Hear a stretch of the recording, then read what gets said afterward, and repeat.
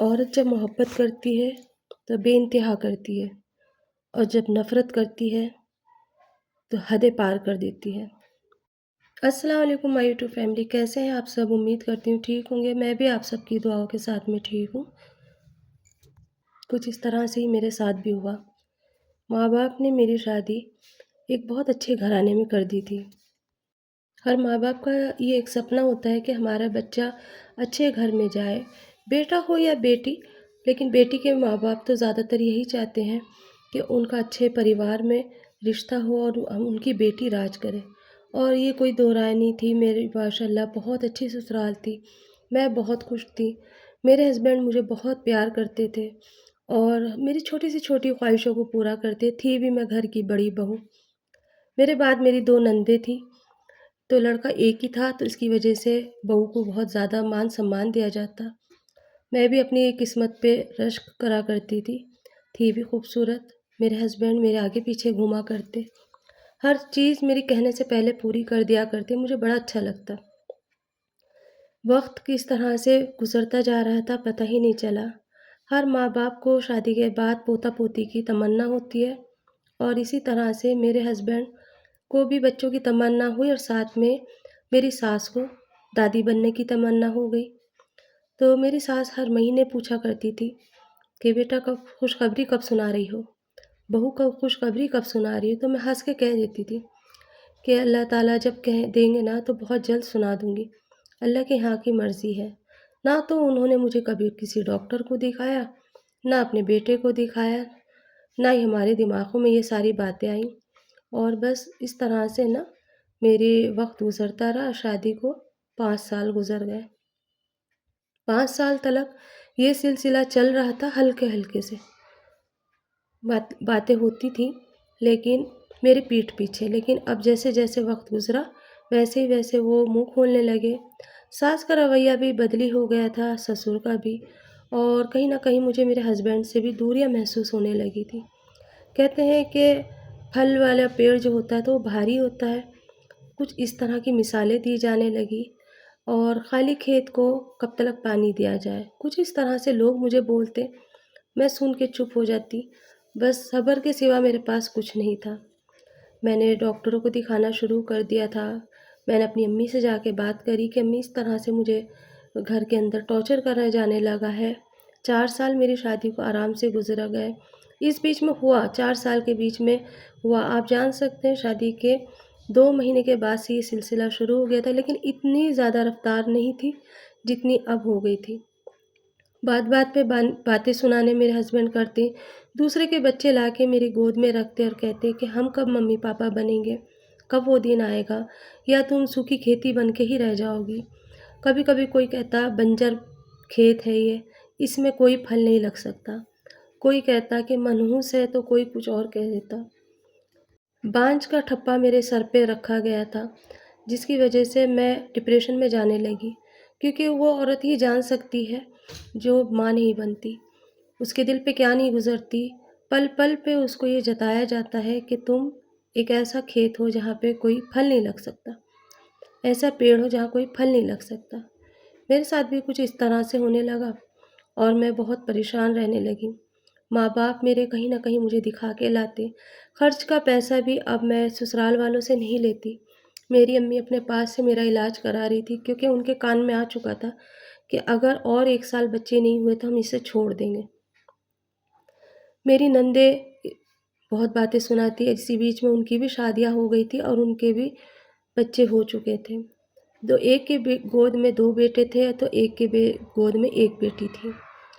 میں نے کئی بار ان سے کہا کہ اگر ہمارے نہیں ہو رہے تو تم اپنی اولاد ہمیں دے دو، اپنی جان سے بھی زیادہ کر کے ہم پالیں گے۔ لیکن میری نندوں نے بھی منع کر دیا اور کہا کہ کوئی ماں اپنی اولاد اپنے کسی کو نہیں دے سکتی۔ میں تو بھابھی تھی، لیکن بھائی کے گھر کیا پلتے نہیں ہیں، لیکن بس میں چپ ہو گئی، اور وقت اس طرح سے گزر رہا تھا۔ تانوں کے ساتھ میں صبح ہوتی، پورا دن گھر کا کام کرتی اور باتیں سنتی۔ اب تو یہ بھی کہتے تھے دوائی کر کے دکھاوا کیوں کرتی ہو۔ میرے ہسبینڈ مجھے ہمیشہ ایک ہی بات کہتے تھے کہ تمہارے بچے کبھی نہیں ہوں گے۔ کبھی انہوں نے اپنا آپ کا چیک اپ نہیں کرایا۔ میں نے انہیں کئی بار کہا آپ اپنا بھی چیک اپ کرائیں، پر انہوں نے منع کر دیا کہ مجھے اس کی ضرورت نہیں۔ اب یہ ہوا کہ ایک دن میرے ساتھ میں تھوڑی سی بات ان کی خراب ہوئی اور مجھے کہا کہ تم اپنی امی کے چلی جاؤ۔ میری امی کو کہا کہ اسے آ کے یہاں سے لے جاؤ ورنہ کچھ بہت برا ہو جائے گا۔ میری امی ویسے ہی ڈر گئی تھی، کانپتے ہوئی آئیں، ایک تو بڑھاپے کا عالم، بیٹی کا داغ لگ جائے وہ ڈر، اور بیچاری وہ وہاں سے یہاں آئی۔ آتے آتے ہی انہوں نے کہا کہ کیا اللہ خیر کرے، کوئی بات تو نہیں ہوئی؟ میں نے کہا نہیں امی، میرا بیگ تیار تھا، مجھے ساتھ میں لے کر چلے گئے۔ مجھے نہیں پتا تھا میرے پیٹھ پیچھے کیا ہونے والا ہے۔ 2 دن کے بعد مجھے پتا چلا میرے ہسبینڈ نے دوسری شادی کر لی ہے اور وہ اپنے گھر پہ دوسری دلہن کو لے آئے ہیں۔ جب جیسے ہی مجھے یہ بات پتہ چلی میں فوراً سے اپنے گھر گئی، جا کے دیکھا نئی نویلی دلہن پلنگ پہ بیٹھی ہے اور اس کا کمرہ الگ ہے، میرے کمرے کے اندر اسے رکھا بھی نہیں گیا کیونکہ وہ منحوسوں کا کمرہ تھا، وہ بیڈ منحوس کا تھا۔ اس نئے کمرے کے اندر نئی دلہن بیٹھی تھی، مجھے بڑا تعجب ہوا۔ میں نے اپنے ہسبینڈ سے کہا ایک بار مجھ سے تو پوچھ لیتے، کیا میں اس قابل بھی نہیں تھی کہ تمہارے دل کے اتنے نزدیک تھی، آج تم نے مجھے ایسے دور کر دیا۔ میرے ہسبینڈ نے کہا کہ مجھے دوسری شادی مجبوری میں کرنی پڑی کیونکہ مجھے اولاد چاہیے، میرے پاس اتنی ساری کھیتی ہے، اتنا سارا جائیداد ہے، میں کس کو دے کے جاؤں گا، تو مجھے اولاد چاہیے۔ بس میں چپ ہو گئی اور میں کچھ کر بھی نہیں سکتی تھی۔ ماں نے کہا کیا بیٹی ایک گھر میں 2 بہویں نہیں رہ سکتی، سوتن سوتن بہن بہن بن کے رہو، کوئی بات نہیں، تمہاری قسمت میں لکھا تھا اب ہو گیا۔ صبر کے ساتھ شکر کے ساتھ میں اپنے گھر میں رہنے لگی۔ وقت گزرا اور 2-3 مہینے کے بعد پتہ چلا میرے ہسبینڈ باپ بننے والے ہیں۔ میں بہت زیادہ خوش ہوئی اور اس کے 3 مہینے کے بعد پتہ چلا میں ماں بننے والی ہوں۔ اللہ کا کرشمہ تھا یہ یا اس کی خدائی تھی، اگر اسے دینا تھا تو مجھے پہلے ہی دے دیتا، لیکن بس پتہ نہیں، اللہ کے راز اللہ ہی جانتا ہے۔ اس بیچ میں میرے ہسبینڈ میری جو سوتن تھی اس کا خیال رکھتے تھے، مجھ سے انہوں نے کبھی نہیں آ کے پوچھا کہ تمہیں کچھ من کرتا ہے کھانے کا یا نہیں۔ انہیں کسی کو یقین ہی نہیں تھا شروع میں تو کہ میرے اللہ تعالیٰ اولاد دے دے گا یا میں کبھی ماں بھی بن سکتی ہوں۔ سب سے پہلے میری سوتن کا وہ وقت آنے والا تھا تو اس کی ساری تیاری ہو رہی تھی، اس کے بچے کے لیے ساری چیزیں خریدی گئی، نیا بیڈ بنایا گیا، نئے کھلونے لا کے رکھے گئے، ہر چیز نئی نئی آ رہی تھی۔ جہاں میرے بچے کی پرواہ نہیں تھی، ایک جھبلا بھی نہیں آیا تھا، میں صبر کے ساتھ تھی اور بس میں یہ سوچتی تھی اگر اسے دینا ہوگا تو ایسے ہی دے گا، کیونکہ اس وقت میرے ساتھ صرف اور میرا اللہ تھا یا میری ماں باپ کا ساتھ تھا۔ خیر میرے ہسبینڈ بہت زیادہ خوش ہوئے جس وقت انہیں یہ پتہ چلا کہ میری سوتن کی طبیعت خراب ہے۔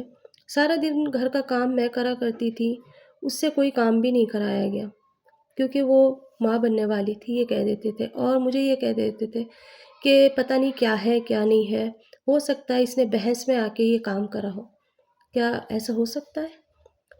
اور میری سوتن کو جب طبیعت خراب ہوئی تو اٹھا کے اس کو لے کر گئے ہاسپٹل، اور وہاں پر اس نے ایک بیٹی کو جنم دیا جو کہ ہونے کے ساتھ ہی گزر چکی تھی۔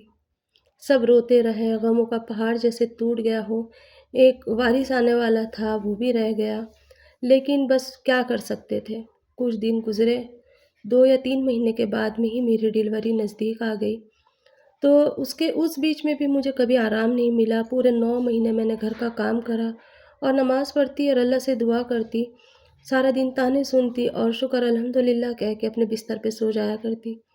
کوئی کھٹی میٹھی چیز کھانے کا من کرتا تو اپنے اللہ سے باتیں کرتی اور کہتی کہ اللہ صبر دینا مجھے، کیونکہ یہ ساری چیزیں میرے پاس نہیں ہیں، مجھے صرف اور صرف کھانا ملا کرتا تھا گھر کا، کپڑے بنا دیے، لیکن بس یہ تھا کہ جیسے ایک گھر میں کوئی کام والی رہ رہی ہے اس طرح سے۔ خیر وقت گزرا اور میں نے ایک بیٹے کو جنم دیا۔ وہی بنجر زمین کے اندر ایک پھول کھلا تھا اور لوگ تعجب میں تھے کہ ایسے کیسے ہوا۔ ہاسپٹل بھی جانے کی نوبت نہیں آئی تھی اور میں نے گھر پہ ہی ایک بیٹے کو جنم دے دیا تھا۔ اگر ہاسپٹل جاتی تو شاید یہ لوگ کہتے کہ بچہ خرید لیا ہوگا، لیکن اللہ کی قدرت تھی کہ مجھے بچہ نارمل ہوا اور وہ بھی گھر پر۔ تکلیف تو ہوئی لیکن خوشی اس کی تھی کہ اتنی تکلیفوں کے بعد اللہ نے مجھے ماں کا رتبہ دے دیا تھا، اور اس کے ساتھ ساتھ میری ساس، میری نندیں ساری خوش ہوئیں۔ اس ٹائم سب خوش ہوئے، لیکن کسی نے وہ جو عرصہ میں نے گزارا تھا اس وقت کا کسی نے احساس نہیں کرا کہ ہم نے اس کے ساتھ کتنی زیادتی کری۔ کوئی مجھ سے بولنے کو تیار نہیں تھا، کوئی مجھ سے بات نہیں کرتا تھا، یہاں تک کہ میرے ہسبینڈ تو آتے ہی نہیں تھے کمرے میں، کبھی آ گئے کبھی نہیں۔ یہ اولاد بھی اللہ نے پتہ نہیں کس طرح سے دی تھی، پتہ نہیں اللہ کو یہ ایک پھول کھلانا تھا اس بنجر زمین پہ جسے بانجھ کیا مرتبہ دیا گیا تھا۔ اس کا شکر کرتی ہوں اللہ سے کہ اللہ تعالیٰ تو نے مجھے اس نعمت سے گزارا۔ اس کے کچھ ٹائم کے بعد میں پھر میں نے ایک بیٹے کو اور جنم دیا۔ اس بیچ میں ان کی پہلی وائف کو کچھ بھی نہیں ہوا کیونکہ ان کا آپریشن سے بچہ ہوا تھا، اور پھر پتہ نہیں کیا اندر ایسی وہ ہوئی کہ اللہ نے انہیں اولاد سے نہیں نوازا۔ میں نے اپنا ایک بیٹا ان کی گود میں دے دیا جو بعد میں ہوا تھا، کیونکہ اس کی گود بھی خالی تھی۔ پلنا تو ایک ہی گھر کے اندر ہے، کہیں میں دور نہیں جاتی نہ کہیں وہ دور جاتی، بس یہ کہ اس کی ممتا کو قرار مل جاتا۔ میں نے کہا تم یہ بچے کو پالو، میں اس کو پالوں گی، کیونکہ مجھ سے دو بچے نہیں سنبھلیں گے۔ دل تو میرا تڑپ رہا تھا، لیکن بس میں نے کہا کہ جب اللہ نے مجھے دیا ہے تو چل میں بھی اس کو دے دیتی ہوں۔ زندگی میں کب کہاں سے اللہ تعالیٰ کس کے وجہ سے کس کی گود آباد کر دے کچھ پتہ نہیں۔ اس نے مجھے دھوکہ دیا، میرے جذباتوں سے کھیلا، میری گود کو، میری کوکھ کو گالی دی، لیکن میری ہی کوکھ سے اس کا ونش چلا، میری ہی کوکھ کی وجہ سے اس کی دوسری بیوی کی گود ہری بھری ہوئی۔